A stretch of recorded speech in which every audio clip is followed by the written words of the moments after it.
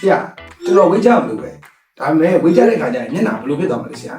ကဲပြောပြမယ်ဒါတော့ဖြစ်တတ်ပါတယ်ဆရာတို့ကဝိတ်ကူမြန်မြန်ချလိုက်တဲ့အခါမှာအရေပြားရဲ့လုပ်ငန်းဆောင်တာလေးတွေကယွန်းနေသွားပြီးတဲ့အခါမှာအရေပြားရဲ့တွဲကျလာတာပါဒါကိုကောက်ကုတ်ဖို့အတွက်ဆိုရင်တော့အရေးကြီးဆုံးတစ်ချက်ကတော့ protein များများစားပေးပါကြွသားတုကိုဆရာတို့ထိန်းထားနိုင်မယ်ဆိုရင်တော့အရေပြားယွန်းနေတာကိုကောက်ကွယ်ပေးနိုင်ပါတယ်ဆရာတို့ကလေ့ကျင့်ခန်းလုပ်တဲ့အခါမှာကာဒီယိုအပြင်အလေးမတာပါဆရာလုပ်စီချင်ပါတယ်နောက်တစ်ချက်ကတော့ရေတက်ပြောင်းနေဖို့လည်းအရန်ကိုအရေးကြီးပါတယ်ရေတက်ကခန်းချောက်သွားပြီဆိုရင်တော့ဆရာတို့ရဲ့အရေပြားမှာရှိတဲ့ elasticity လို့ခေါ်တဲ့ကျုပ်နိုင်စွမ်းအားလေးကယွန်းနေသွားလို့ပါ ဆရာတလောက်10ပေါင်လောက်ချရင်တော့ဆရာ